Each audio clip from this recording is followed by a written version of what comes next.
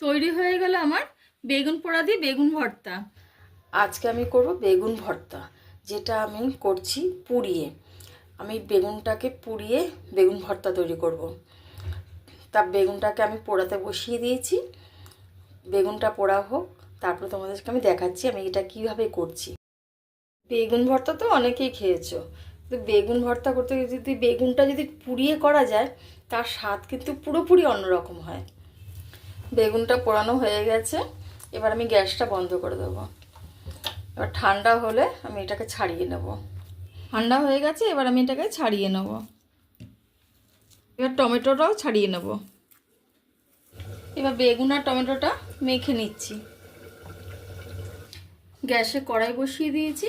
এবার এর মধ্যে দেবো আমি সর্ষের তেল। এটা কিন্তু সর্ষের তেলেই করতে হবে। দিয়ে দিলাম সর্ষের তেল। এবার দেবো আমি সামান্য একটু আদা রসুনের পেস্ট।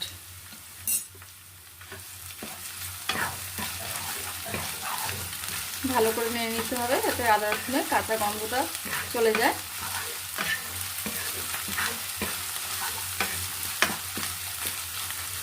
এরপর অ্যাড করব লবণ,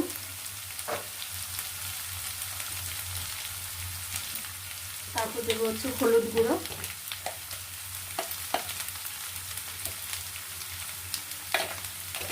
দেবো একটু কাঁচা লঙ্কা কুচি,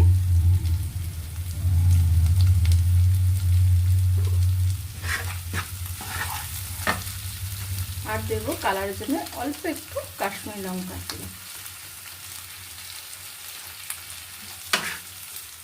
এবার দিয়ে দেব পুড়িয়ে রাখা বেগুন টমেটোটা।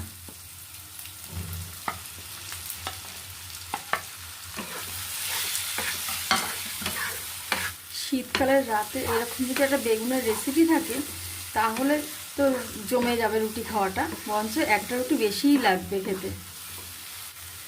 এবার দিয়ে দেবো ধনে পাতা কুচনো, আর দেবো সামান্য একটু মিষ্টি।